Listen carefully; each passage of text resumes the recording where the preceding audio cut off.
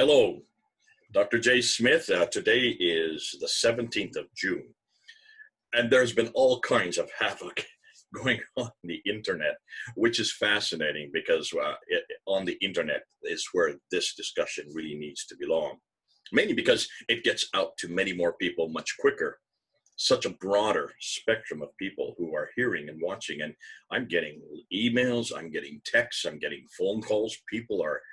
Everybody wants to find out about what just happened in the last 2 to 3 weeks. So what I decided to do, because people have asked me to do this, they said, listen, Jay, can you make sense of all this? Can you help us? Can you really put it all and put it into a sequence of events, but also a sequence of what we're talking about? Because what they're hearing over and over again is this discussion on the preservation of the Quran has everything to do with Qira'at. Qira'at, in the 8th and 9th century, late 8th, early 9th century, even up into the 10th century. And that's all that this is about. And yet there is a much more damaging debate and discussion needs to happen in the 7th century and the early 8th century, the Rasm debate. And we're not talking about that. We're only over here. And I think there's an intention. I know people like Shabir, Dr. Shabir would like to keep it there. He does not want to get it off this debate. In fact, the vast majority of Muslims, especially academic Muslims, and Shabir is one of them, would like to only make sure that we're talking about the Qira'at. He's scared to death if we get over here to the 7th century. You saw what happened in 2014 when we brought it up at that time. So what I want to do is to walk you through the sequence of not only what's been going on the internet, but also what this whole debate's about. Now, back on the 19th of May, Shabir was the first to go public with his, it's not the first time he's done this publicly, but it's the first time that we paid attention to it, or the most people realized what he was saying. And he said very clearly at that time, on the 19th, nothing really spectacular. He just said, yes, there are different Qira'ats, different readings, different dialects. He kept on saying dialects, recitations. And that's all it was. But that they did not change any belief, any doctrine, or any practice. And he must have said that over and over again, just to make sure that we realize that this still preserves the Quran, because though there are a number of Qira'ats, he just said a number. He didn't tell you what number or how many changes they're talking about. He didn't want to get into that. He was very careful not to give you any numbers. When that came up, we really jumped on that, because this is great for someone of his stature, of his notoriety, and of his ability to make this kind of admission so publicly.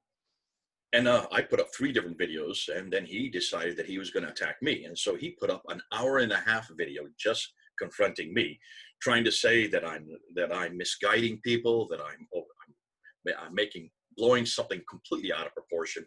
He went on with that, and then he spent almost most of the time just talking about our Bible. So he didn't even respond to that. He was saying that I put up a straw dog, and then I attacked a straw dog and didn't really confront him. I'm not going to spend much time there, because that was just Shabir attacking me. Then on June 8th, we had this amazing interview by Mohammed Hijab. Now, Mohammed Hijab represents the East, as what's his name, Qadhi said. He represents the traditional Islam. He represents, I would suggest, 99% of all Muslims. Mohammed Hijab is a very well-known YouTuber. He's very big on the YouTube. I think he has about 120 or 227 or 229,000 subscribers, people who get his videos. So he's very well known. Mohammed Hijab, I know very well. We've engaged with each other. If you go up on Fander Films, you'll see a debate that I did with him, where he's sitting there tensing his muscles, trying to be a real, actually he looked out of the foolish, but nonetheless, he's about 6'5", 6'8", very tall. And when he would engage with me and I'm on the ladder, his face would be right next to mine. He's that tall. He doesn't even need a ladder. But he was there when we introduced the Qira'at, we introduced the different Qira'at variations. We introduced this back in 2016, 4 years ago. He was in the crowd. I showed you that clip last week. And there he was in the crowd, pulling all the Muslims away. He looks a lot thinner then, because he's put on a lot of weight since then. And he was pulling the Muslims away so they wouldn't hear this. And I assume that since 2016, he himself has gone through a crisis of faith, because then last week, on June 8th. He had a long discussion, an hour and 45 minutes, with Dr. Yasir Qadhi. Dr. Yasir Qadhi represents the West. He represents academia. He represents United States. Like Shabir Ali represents Canada and North America. So the two real scholars in this whole discussion are Shabir Ali and Dr. Yasir Qadhi. So they're over here. They're in America. They're having to deal with Western academia. And so that's why they are in a completely different environment than, say, the Mohammed Hijabs over here. The Mohammed Hijabs, they are really in the traditional area, or the orthodox view of Islam. Now, Yasir Qadhi will say he's orthodox, so is Shabir Ali. They would all claim to be orthodox, but I'm trying to make this distinction so you can see why this debate that happened a week ago became so explosive. Because these people are here, and I would suggest that 99% of Muslims are in this world. And the Mohammed Hijabs represent that group of Muslims, and they are very clear that the Quran has always been preserved. They are very clear that the Quran we have in our hand today, this book right here, is the exact same book. Every word, every letter, even some would claim even every dot. Now, not all of them do, but someone would claim certainly all the letters and all the words are exactly the same as that which exists in heaven. And the Quran makes that claim in chapter 85, verse 22, that was sent down to Muhammad between 610 and 632. And the Quran makes that claim in chapter 15, verse 9. So they would have to follow what the Quran says. And the Quran makes that claim itself, that it's being guarded by God and that Allah guards it so that nothing can be changed, so there is no human intervention. They have to make that claim. They have to make that claim. Can you see the dilemma for those in this camp over here?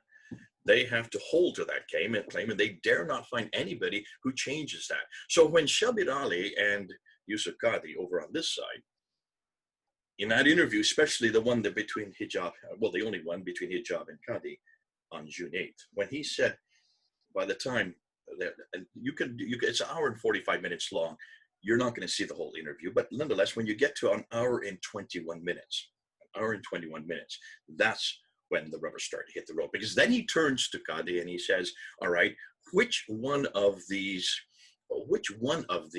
Qira'ats are the official Quran? Which one is the one that was revealed to Muhammad between 610 and 630? Which is the Qira'at that was actually written down at the time of Uthman in 652? He wanted to know. He put his hand out twice to ask him, what would you write here? What would you write here? Which one of these? So what is he talking about? And so most of you are asking me, what is he referring to? What is this Qira'at? What is it all about? So I'm going to help you. I'm going to show you what the official word is, and I'm going to go and actually look at it right now. So let's go up and let's look at this list of names.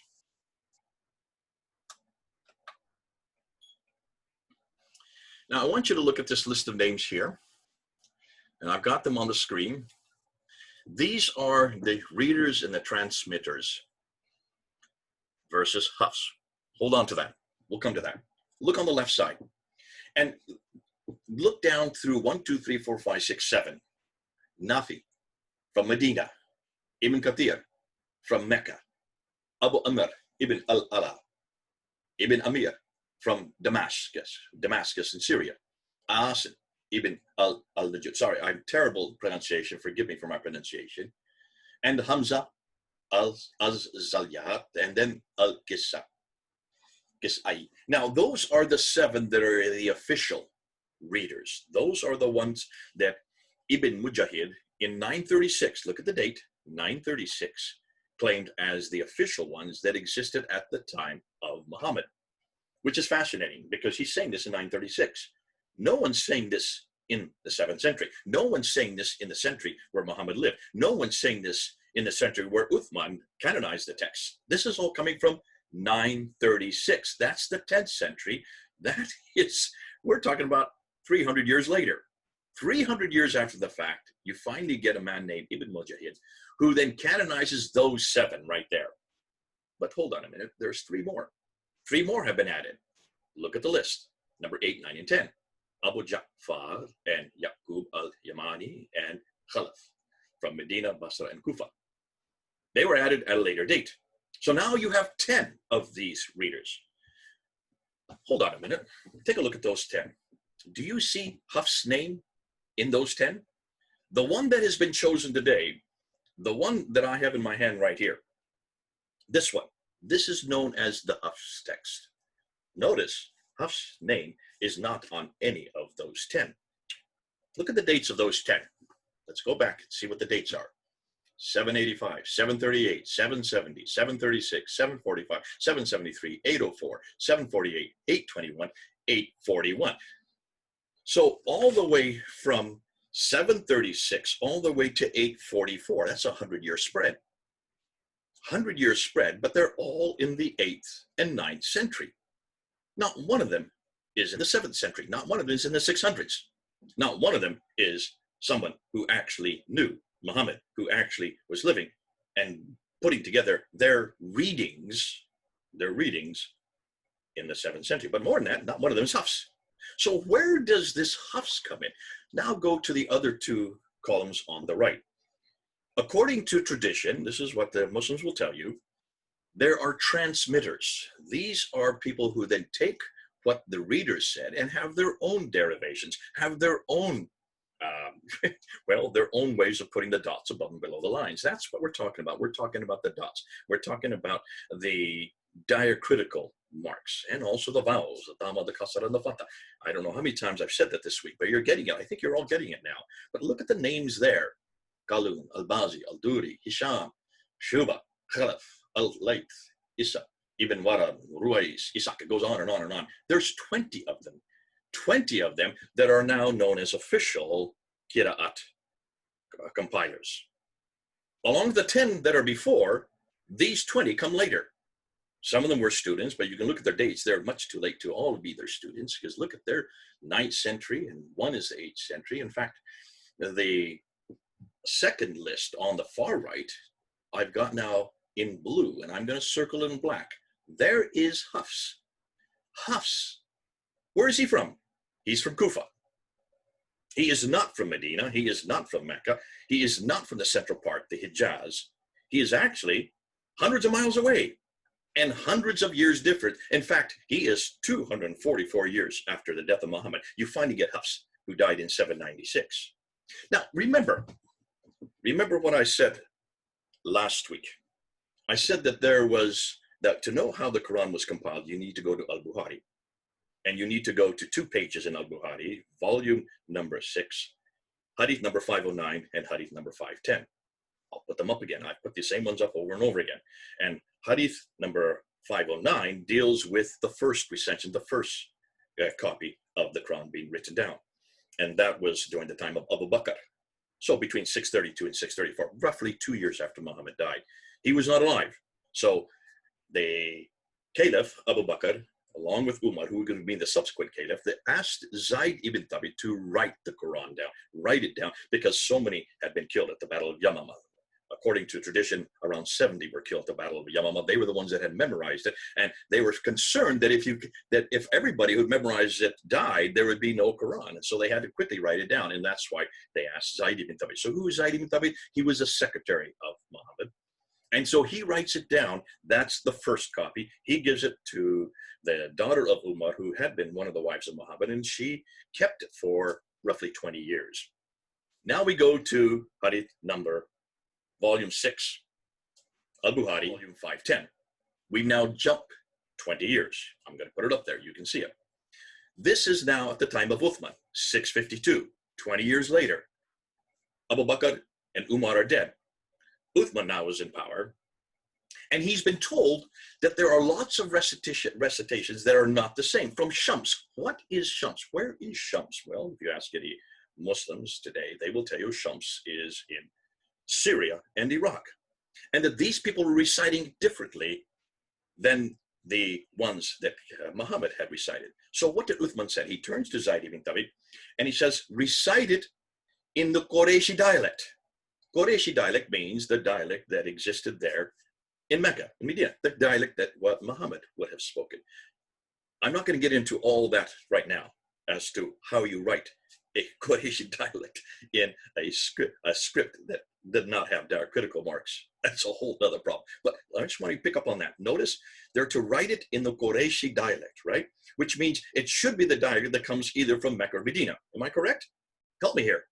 To me, that seems obvious. That's what's happening. That's what Uthman is demanding of Zayd ibn Thabit, Shabir, Alas, and Hisham. The four of them were to write it in the Qurayshi dialect, which he did. And then he sent to all the different provinces. Whether that's 4 or 9, we're not going to get into that discussion. So that's there in 652. We see that injunction. However, it was difficult to know how to write it down, because people, when you look at the skeletal text, the Rasm, there's no way to read it unless you have dots. You need to have the 1 dot above the line makes a na, 2 dots makes a ta, 3 dots makes a tha, 1 dot below makes a ba, 2 dots makes a ya. You need to have all these dots. There are 28 letters in the Arab alphabet.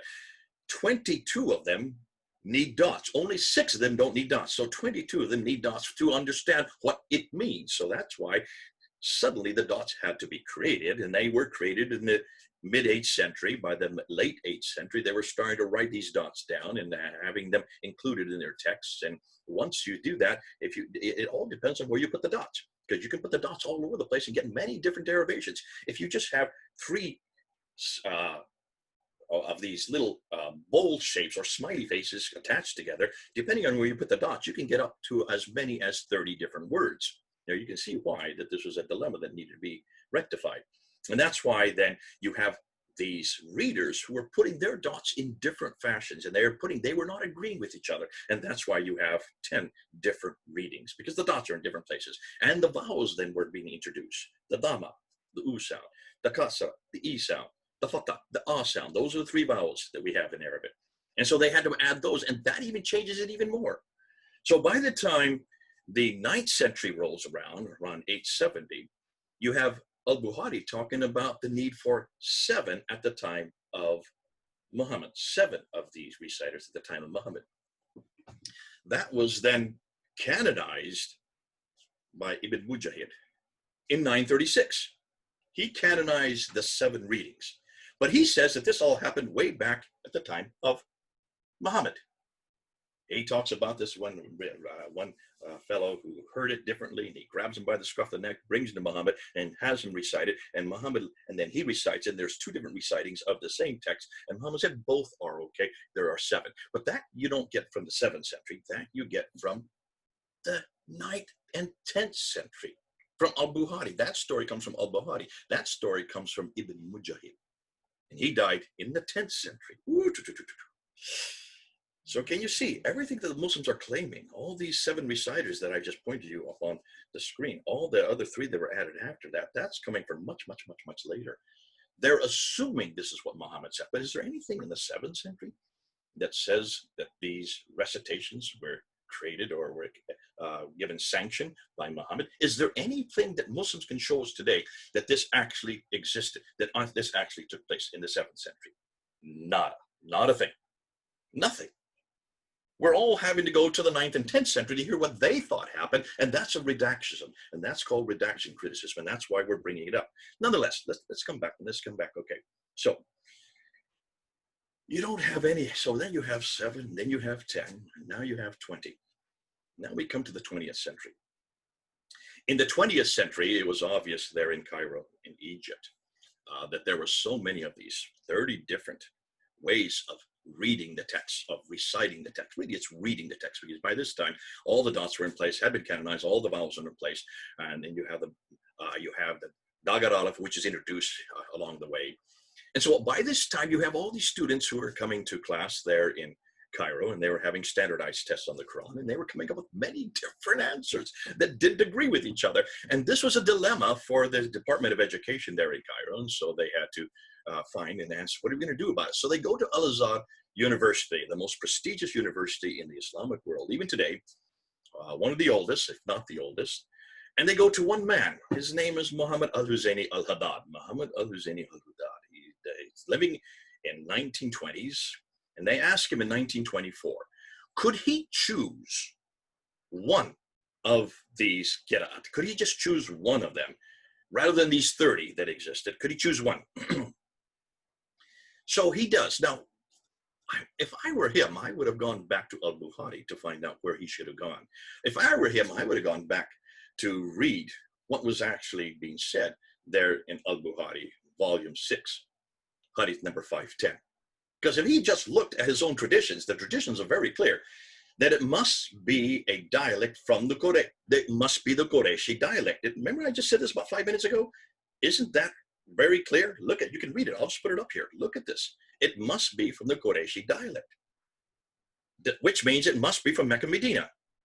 What did Muhammad al-Husaini al-Haddad do?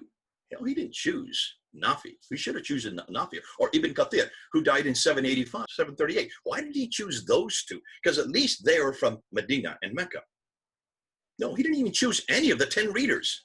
The most important ones are the first 7. He didn't choose any of those 7. Did you notice? Not one of those 7 were chosen by him. He didn't go to the subsequent 3 readers. These are the major guys. These are the first of the reciters that were the most canon. These are the canonical ones that Ibn Mujahid was talking about. These are the ones that al-Bukhari is referring to. He didn't go to any of those. He went to way over to the right. Look at the last list. He went to a guy named Hafs, died in 796. He was nothing more than a transmitter. Not one of the major readers. He was only of a transmitter. And he did not come from Mecca or Medina. He came from Kufa, which is just south of Iraq. He came from Shams. Isn't this the whole thing why Uthman said, do not, we're having all kinds of differences coming from Shams, therefore we need to get one standard text that comes from the Qurayshi dialect. Isn't that what he said in al-Bukhari? That's what I'm sitting there shaking my head. Are you listening to this, Muslims? So why in 1924 did Muhammad al-Husaini al-Haddad choose a guy named Hafs? And as we're finding here, there's lots of problems with Hafs. There's much more that I'm bringing out now. I'm just encapsulating because I want to talk about this problem. Why does he choose a dialect that's not even the Qurayshi dialect, someone who comes from hundreds of miles away and died in 796? He should have taken one of the original readers. Of anything, he should have taken either Nafi or Ibn Kathir. No, he chooses Hafs.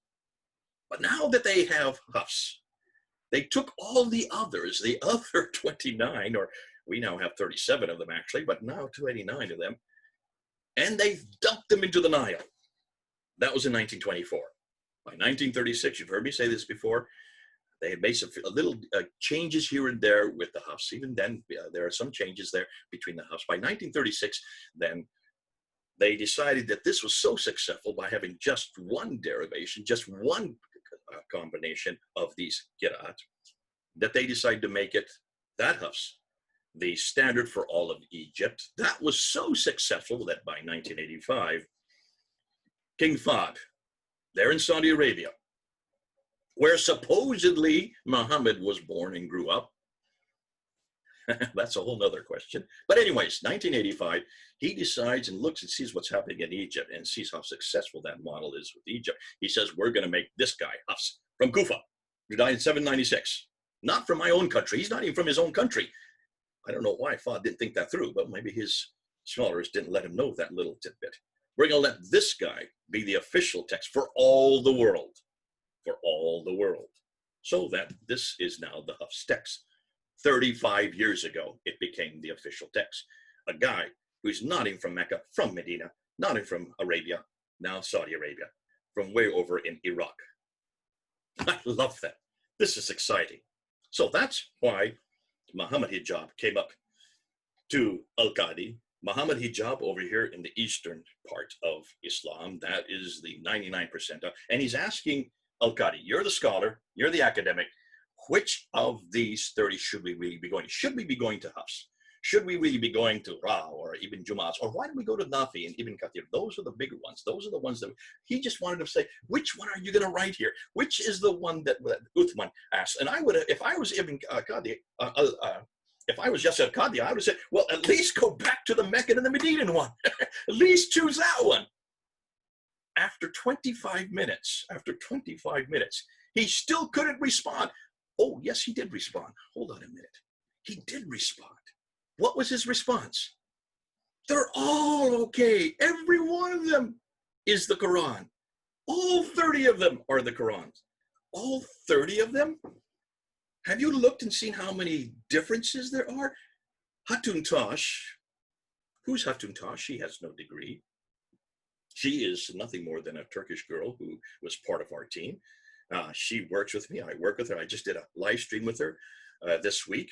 Hatun Tash was on the ladder with me for 3 years. We were on the ladder together at Speaker's Corner. She and I were the ones that introduced this way back in 2016. Hatun Tash, God bless her. She has and her team have now gone around and they've looked at just 23 of these 37 that she now has, these 37 different Qira'at, these different derivations that are from the 8th and 9th century, late 8th, early 9th century. And just with looking at 23 of them, she's already found 93,000 differences. 93,000 differences. And that's going to continue to grow and grow and grow. But that's the Qira'at differences. That's the ahruf, the dialectical differences that are all compared with Hafs. She does all these, comparing them with Hafs. Hafs, why? Because he is the one that's been chosen by King Fahd. That is the official one now as of 1985. So that discussion was going on, and it was causing a huge havoc last week on the internet. Then we come to Friday of last week. Friday of last week, so we're talking about the 12th of June. My good friend Adnan Rashid gets interviewed. God bless him. Adnan, if you're watching, I'm so glad that we're good friends, because what you did on Friday really helped me out.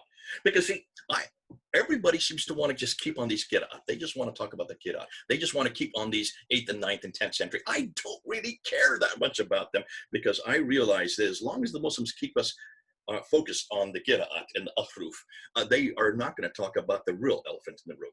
Well, Adnan Rashid gave us a real favor. He did us a real favor, because he was asked this question: what would you have done in Qadhi's place? If you were sitting there as Yasir Qadhi, what would you have said to Hijab's question? And Adnan Rashid said, I would have showed him the Birmingham folio. I would have shown him the Husseini manuscript. Thank you, Adnan Rashid. You have finally brought it back. And actually, Adnan Rashid is correct. He should have, and Al-Qadi should have gone back to the Birmingham folio. He should have gone back to the Husseini manuscript. Because that really is where the battle should be fighting right now. And the Al-Qadis and the Shabiradis need to fight that battle. What are we talking about? So if you take a look at the Husseini manuscript now, Adnan Rashid was making all kinds of claims, but he spent the first 5 to 10 minutes calling me and many others like me liars, liars. He said it 15 times. You're liars, they're liars, they're liars. They don't know what they're talking about. They're liars. He yelled it. It was fascinating. I counted 15 that he called us liars. But he didn't say what we had lied about. He didn't tell us what we had lied. All we were doing was daring to ask this question about the Qira'at. And he says what he should have done is gone back to the manuscripts, the earliest manuscripts. Yes, exactly. You need to go back to the earliest manuscripts. This is what I showed Shabir back in 2014, 6 years ago. I showed him this, and he was not able to answer that question in that debate.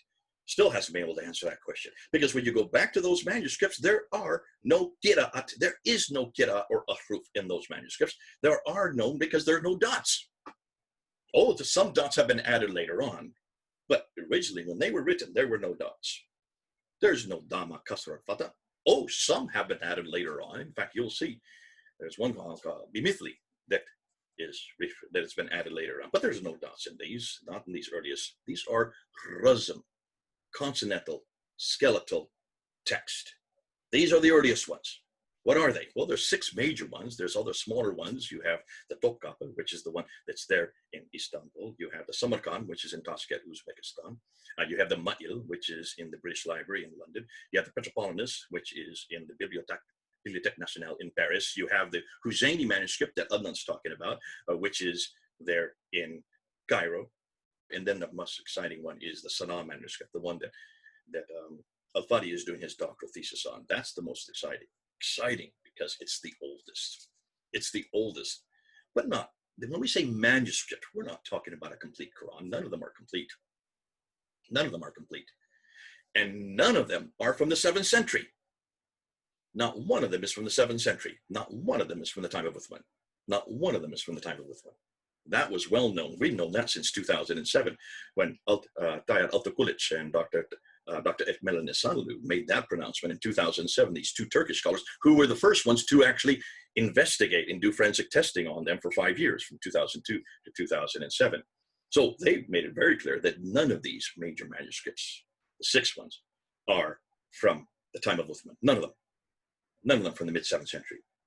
And that they all start to appear in the late 7th century after Abd al-Malik, most likely, but they go up until, all the way up until, according to the Husseini, according to Francois de Roche, he puts the Husseini one in the 9th century. And there are many scholars that would probably agree with him. Al-Taqulij puts it in the 8th century. Nonetheless, these are the earliest, and that's why they don't have any dots on them. Well, some are later on, but they don't originally have any dots because dots had not been created that early when they were written. So here we go. I love that Adnan Rashid went to do that, because now we're getting back to where we should be talking about. And this is where Hijab and Al-Qadhi need to go to. This is the discussion over here in the 8th and 7th century, the 7th and early 8th century, that we really need to talk about. Now we are getting back to, let me see, this material here. Now we're getting back to this book. This is Dr. Daniel Allen Brubaker. If you don't have this book, buy it. You can get it on Amazon.com or Amazon.co.uk. This is the book, the only one of its kind, the first of its kind. It's only been out a year now. We introduced it at Speaker's Corner, Hatun and I, on the ladder, on the day it was published. In fact, 2 hours after it was published, we went up on Speaker's Corner there on the ladder and introduced it on May 26th, 2019. So it's been out a little over a year. What's great about this is this is the first one that has actually gone and looked at them. Now I'm going to go through and show you what Dan Brubaker is saying, because this is the material that you need to listen to. This is the material that is the most damaging. This is the material Yasir Qadhi and Mohammed Hijab have not looked at and dare not look at. This is the one that Adnan wants us to go to. Isn't that interesting? He wants us to go to this material. I love it. And so that's why we need to go to it. So let's just look and see what Daniel Brubaker has found. Come with me. Let's look at the screen.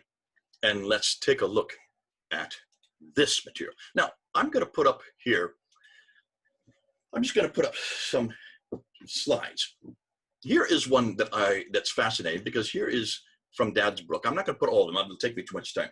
Here is a reference to, this is the Topkapı. This is the one that's in Istanbul. And he's looking at a page from Surah 9, Ayah 72. Now, if you look over where the green arrow is, you can see a hua that has been added there. In the 1924 edition, that's the Hafs text. It says, and Allah's good pleasure is greater, that is the great triumph. The new word hua, that is, has been added to the text. Can you see it's in a different nib? It's right, it's squished in there between the two larger words. And you can see it doesn't belong there from the beginning. It's been added at a later date. Now, it doesn't change the meaning very much. It now conforms to the current Hafs text, the one that we're talking about. Because of hua, it uses a different hand, nib, and style. This suggests post-production at a much later date. So you can see there is a change of the text. They didn't need to put it in there. So why did they put it in there? To correspond with the current Hafs text that is now being standardized all over the world. Now let's go to the next one. Here we go to Surah 42, Ayah 2. Here you have an eraser in the Petropolis. This is the one that's there in France, in the Bibliothèque Nationale in Paris. Surah 42, number 2. Now, here you have lahum, for them, has been added in the verse. The original used to be lam he, to him, lahu. Now, instead of for him, it now is for them. So it's been made from third masculine singular to third plural, them. Or do they have associates who enacted for them? You can see it's been erased. You can even see it indistinctly. You can see the lahu in the background, and lahum in a completely different ink has been added at a later date.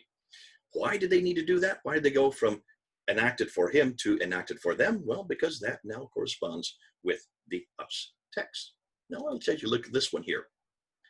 Here you have 1, 2, 3, 4, 5, 6, 7, 8 different circles around the word Allah, the name for God. 9 different instances from a total of 12 which Dan discovered. mostly in the Fustat, my codex, that's the one in Egypt. Why would scribes forget the word for their God? And do you even need the word for their God in those places? All of the ones in green, you don't need it. Only the one in yellow, do you really need it? You need it to give context. The other 8, it's well known that this is referring to God. So there's no reason to add them. You can see they've been added above the line. They've been added at a later date. They've been added in a different name, a nib. And can you see by doing that, the reason they have done that in those 8 instances is so that it corresponds with the Hafs text, the 1924 text.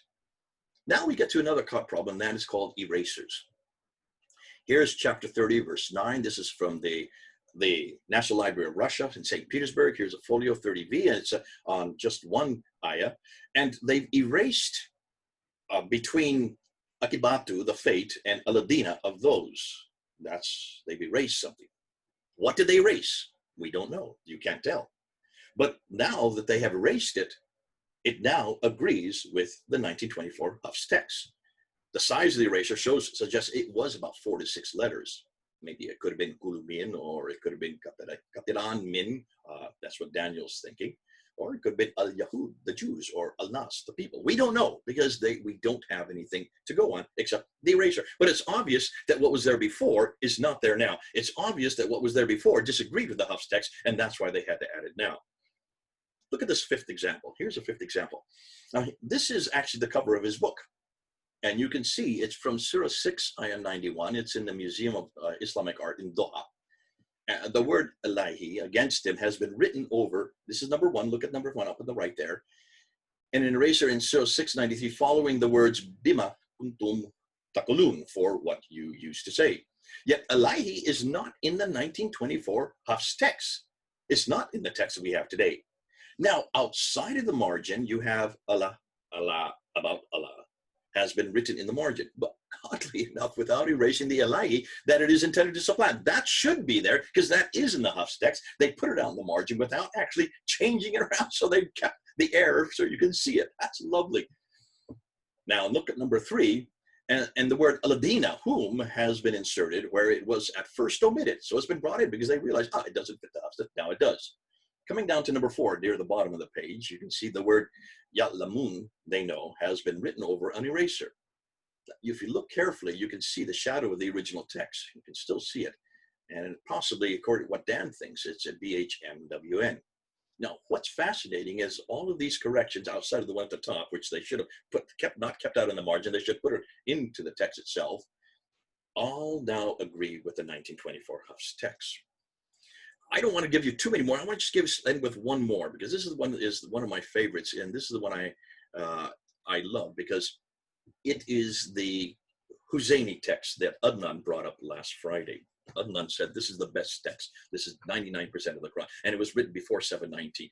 You can go up on Islamic Awareness website. You'll see it's part of their list of 63 fragments that they have to amalgamate to get all over the place to find a Quran that's from that's 96% of the Quran by 790. So this is part of it. Boy, did he lie on that. Look up on Islamic Awareness website. It is not there. If it was there, it would be 99% of the Quran. They don't need the other 63. They could have just gone with that, because that's even more than what they're claiming. Nonetheless, what he didn't realize also is that the Husseini text manuscript has an enormous number of coverings, lots of coverings. Here's one, and I just want to give you this example. This is from the Musaf al-Sharif, their Husseini text there in Egypt. Surah 2, Ayah 191 to 193. I count 1, 2, 3, 4, 5, 6, 7, 8 different coverings on one page. When you look at that page, it's almost impossible. Well, it's not quite impossible, and it's almost impossible to read because there's so many coverings. It just looks like chicken scratches by the time you're finished. And you can see these coverings cover what used to be there that are no longer there. And the reason they're all covered is because whatever was there beforehand did not agree with the Hafs text. So how can Muslims say that the Rasm has not changed? How can Adnan Rashid say that the Husseini text is exactly the same as the one we have today? Has he looked at even this page? Has he looked at this page? He's going to become a laughing stock because he has not done the homework. Now, I don't expect that the Muslims over here on this side, the ones like the Hijabs and the Adnan Rashid, to have done this kind of homework. They are not academics. Listen, I understand that. Adnan Rashid does not have a degree in this area. I don't know what degree is, but Yasir Qadhi.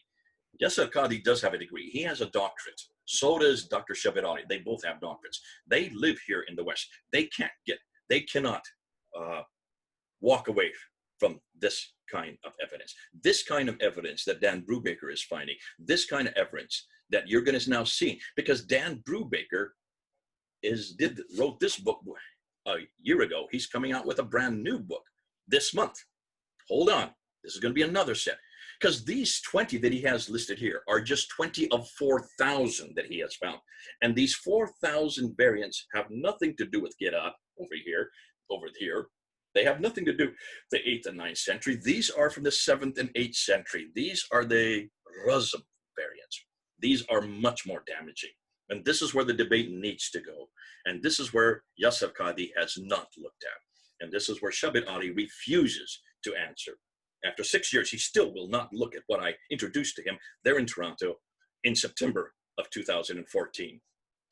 Yasir Qadhi, Shabir Ali, you've got to answer what Brubaker is coming up with. You've got to look at the Rasm, skeletal, consonantal text, because those consonantal texts, those Qurans, are not the same as the Quran we have today.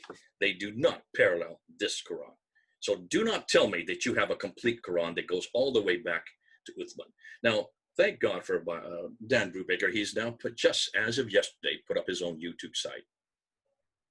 And it's called Quran Variant. Isn't that convenient? Quran Variant. Go up and look at it. He's only put up one video so far. It's only been up one day, and already 4,000, 5,000 people have watched it. This should run and run, because he's going to be putting up more videos just looking at all these variants. These are Rasm variants. These are the earliest variants. These are not Qira'at. These are not anything to do with ahruf. This has nothing to do with dialectical differences. This has nothing to do with recitation. This has nothing to do with readings or transmittings. This is the actual germinal text. Now, so that's number 2. Number 3 is something I want to get to. And this is something I am waiting for. When we were on the ladder there a year ago, introducing this book, Mansour Ahmad, who has been at Speaker's Corner for I don't know how many years, probably decades, one of the most prolific speakers down there, got up and put his ladder next to ours. He didn't ask for permission, he just did it. And he tried desperately to try to confront these. But then he said something he shouldn't have. He then said, listen, Mr. we don't care about these, what he called scribal errors. These are nothing more than scribal errors. He said, we can trace a textual history of the Quran all the way back to, he first said Mohammed, then he quickly corrected himself, said Uthman, 652. A textual history of the complete Quran all the way back to 652. A textual history of the entire Quran. He said that a little over a year ago. Yeah, about 20 cameras picked it up. I've got it on mine, and you'll see I've got it now. We filmed it, and I've been showing this around the world. And I remember turning on to him, and I said, okay. Hatu and I were together, and I said, Mansour, are you saying that you can give me a complete Quran by the time of Uthman? Can you show it to me? Where is this 114 source? I don't want one snippet here. I don't want 2 folios that you have now been able to find that are radiocarbon dated, we are now finding are causing all kinds of problems. That's why, because the radiocarbon datings are so inaccurate. But I don't want that. I want a complete Quran by the time of Uthman, because you're the one that's claiming that. You can trace it all the way back to Uthman. 652, 114 surahs. Where is it? He was quiet. So I said, well, what about the 7th century? I'll give you 699. Can you show me anything that goes up to 699? He was quiet again. Then he turned on me and said, you're not listening to what I said. I said, okay, what did you say? Repeat what you said. We can find 97% of the Quran, he said, by the 1st century Hijrah. That means age, which means from 622 up to 719. I gave him 721. I gave him 2 extra years. So from 622 up to 719, that they can find 97%. Go up and see what he's talking about. You need to go up on Islamic Awareness website, and you need to go where they have all these manuscripts. And they're the ones that house them all. And he's one of the writers for the Islamic Awareness website. And so therefore he should know what he's talking about. So I went up and I looked, and I found out that he doesn't, there is no one manuscript. There's not even one from the 7th century complete. That's from the 7th century. He's talking about fragments. 63 fragments, of which the Husayni is not one of them, of which the Topkapi is not one of them. None of these are one of them, because these are not that early.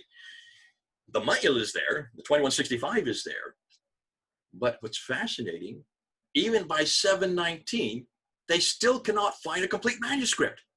So Muslims, would you stop saying that you have a complete manuscript? Would you stop saying that you even know what the Uthmanic manuscript, because you have nothing to show us from Uthman. You have not one manuscript in the 7th century that is complete, not one manuscript from the 7th century that parallels this book. I'm not even talking about the Qira'at, I'm just talking about the Rasm text. And even the ones that you do have, the 6 major ones you do have, from the 8th and 9th century, Dan is now destroying you because they are not complete. They do not have the same Rasm that we have here. So who has done this work yet? Who has done the work of looking at the Hafs text, the Rasm, not the Qira'at, forget about the Qira'at, just looking at the skeletal text, the consonantal text, and compared it with the Topkapi, with the Samarkand, with the Ma'il, with the Protopolymus, with the Husayni, with the Sana'a manuscript? Who has done that yet? We're doing it. Hold on to what we're going to tell you. This is yet to come out. Ooh, this is yet to come out. Folks, when you hear Muslims say that the Quran is preserved completely, they have to say it, especially those over here. They have to say it because the Quran says it. Because in chapter 85, verse 22, this is the Quran that is unfettered by human hands. This is the eternal Quran. What Qira'at they had in heaven, I don't know. Which one of the Qira'at is that in those preserved times? Remember, there was no Qira'at at the time. Well, according to Islam, it was never created. It's the uncreated Quran. But when it was sent down to Muhammad, Muhammad didn't have any Qira'at because he was just repeating it. He didn't write it down in his lifetime. Zayd ibn Thabit, his secretary, finally wrote it down in 632. But there was no Qira'at even then, even though Ibn Mujahid, who is talking about it from the 10th century, said there were 7. Where and what 7? Let's not even get into that. Because you can't even come up with one manuscript that has any Qira'at, that has any vowelization, that has any dots from the time of Muhammad. In fact, you Muslims can't even come up with one manuscript from the time of Muhammad. Where is this Uthmanic manuscript? So you're always asking us, where's our Bible? Where's our original Bible? Have we ever said we had the original? Have we ever made that claim? We've never made that claim. And yet you are always hitting us over the head with the fact that you have the original Quran, that you have the Uthmanic recension, that you have the original Quran, all 114 surahs. You're still claiming that. And that Quran that you have in your hand, this one right here, is exactly the same as that which was finally canonized by Uthman, the Qurayshi dialect, that exists in heaven. That's what you've been claiming.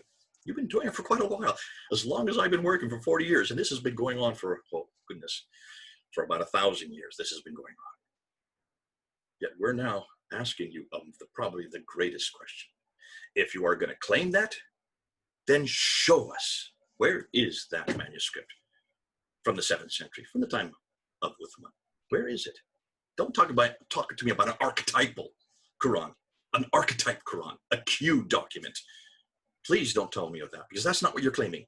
That's not what God said in chapter 15, verse 9, when he would preserve it. If your Allah is really God, if he is really God, then how could he not even preserve Uthman's recension? Remember, Uthman, according to Al-Bukhari, chapter 6, verse 1, hadith number 510, said that he sent it all to every province. There were at least 4 provinces. Where are those 4 Qurans? If your God is really God, how come he couldn't even preserve one of them? Where is even one of those 4 Qurans? And don't go to the Topkapi, don't go to the Husayni, don't go to the Samarkand, don't go to any of the 6 major manuscripts, because they're all too late. Give me that manuscript that you claim you have. Show it to me. Show it to the world. Look at the Rasm, and let's compare it with the Rasm of this text, and let's see if they are the same. That's the challenge I give to you Muslims, and I'll keep challenging you that. What's happened this week and the last week, and maybe the last 3 weeks since Shabir Ali made his claim, are only over here. They're just trying to keep us on the Qira'at argument. They really don't want us to get to the Rasm argument. The Rasm argument is by far the more difficult argument. And if Yasir Qadhi had a crisis of faith at Yale University 25 years ago about these questions, about these Qira'at readers and narrators, if that caused him a crisis of faith, what do you think it's going to cause him when he finds out what Dan Brubaker is coming up with? When he starts reading this book, when he starts looking and seeing exactly the claims that they make, they can't even hold to. If you cannot support these claims, then don't make them. Don't make them. Because what we're finding out is that your book, the Quran, this book, is not from heaven. This did not come from God. It didn't even come from Muhammad. It certainly didn't come from Uthman. It looks like it was starting to be put together after Abdul Malik. Ooh, have I heard that name before? Yes, almost all the videos I've been talking about since January are all dealing with the 7th century. I've been looking for, you know, that common thing we say is, where's Waldo? I've been looking for Muhammad. Where's Muhammad? Where's Mecca? Where are these people called Muslims? Where is this religion called Islam? Where is this book called the Quran from the 7th century? That's all I've been asking for 6 months now. Where is your man? Where is your book? The book of the man, the book of the man. You claim that you have the book. You claim you have the man. You claim that the book is the Quran. You claim the man is Muhammad. You claim that they lived in Mecca, that they were called Muslim, that they belonged to a religion called Islam. And you claim that he received this book from 610 to 632. And you can't support anything you've just claimed, because everything you're going to tell me are from the 8th, 9th, and 10th century. Please stop talking about the 8th, 9th, and 10th century. I want the 7th century. I want this book that you're claiming. Even the text that we are looking at from the 8th and 9th century, they still aren't even equal. They don't parallel each other. They are not complete. And all of them have hundreds, sometimes thousands of variants with this book. That's what Dan's showing us. That's what your own scholars have shown you. Phew, I've said quite a bit. I hope that all makes sense. In the last 2 weeks, we have just been talking about the Qira'at. Now we're moving over to the Rasm. And it's this material that I want to hear you Muslims refer to. I want to hear you Muslims persuade me that you do have this book that's complete from the time of Uthman, that I can look at in my hands today. That's exactly the same as the one I have that you chose in 1924 from a man who's from Kufa. You didn't even choose the right city. You didn't even choose the right country. Oh dear, oh dear, oh dear. Anyhow, can you see why we're still asking what we're saying? We're going to continue asking. Please stop calling us Islamophobes and Islamic haters. We're not Islamophobes. We're not Islamic haters. We're asking a perfectly good question, because the same question was asked of our Bible. Where do you think all these different criticisms come from? The same question was asked of our Bible back in the 1800s. Did we call anybody Christianophobes for asking those questions? Did we threaten people, call them haters for asking those questions? No, we encourage them to ask questions of the Bible. First of all, we don't make the same claims. We never made the claims that you Muslims have made about your Quran. This is not eternal. Well, it's written by men. We know whose names they are. We put the names on them. Sent down? No, it was not sent down. Revealed, yes, and inspired by God, but each one of those men wrote in their own styles. And yes, we do have 4 Gospels, not 30 like you have. We have 4, and they all agree. Oh, they say it different ways, but they all agree about what Jesus said and what he did. Has it been changed? Yes, we would admit there are changes. We know where they are, and that's because we've done our homework. We even warned the reader, be careful of these verses. There's about 40 of them, just 40 of them that we're talking about. Be careful of them because they're not in the original, or I should say the earliest Greek manuscripts. That's all we're saying. See, we don't make these same claims you make. Eternal, sent down, complete, and unchanged. We don't make that about this book. We've never made that about this book. Now, no longer can you make that about this book. After what's happened in the last 3 weeks, you cannot say that it was eternal. You cannot say that it was sent down. You cannot say that it was complete. And you cannot say it's unchanged. All of those have been destroyed in the last 3 weeks. But see, that's all you have to go on. But hold on a minute. I want to come back to this again. This is not the only word of God we have. And I said this 6 years ago, so this is not new for some of you. And remember what I said to Shabir Ali. I said, this is not the only word of God we have. We have another word of God. He's called the Logos in John 1. His name is Jesus Christ, the Word of God. Is he eternal? Yes, he is. Was he sent down? Yes, he was. Is he complete? Absolutely. Has he ever changed? Not at all. And he's still waiting for every one of you to come to him. That's the Word of God, the eternal Word of God, the sent down Word of God, the complete Word of God, the unchanged Word of God. He never changes.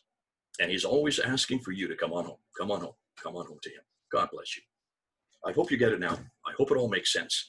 Can you then understand why we are asking these questions and why this whole world is going topsy-turvy in the last 3 weeks? Finally, Muslim scholars over here in the Western world are finally admitting that they cannot stipulate, they cannot stand, they cannot even answer, what about the preservation of the Quran? We don't have to answer that about our Bible, but we certainly do about Jesus Christ. If you really want the Word of God that is complete, unchanged, and eternal, come on home to Jesus Christ. God bless you. This is Jay, over and out.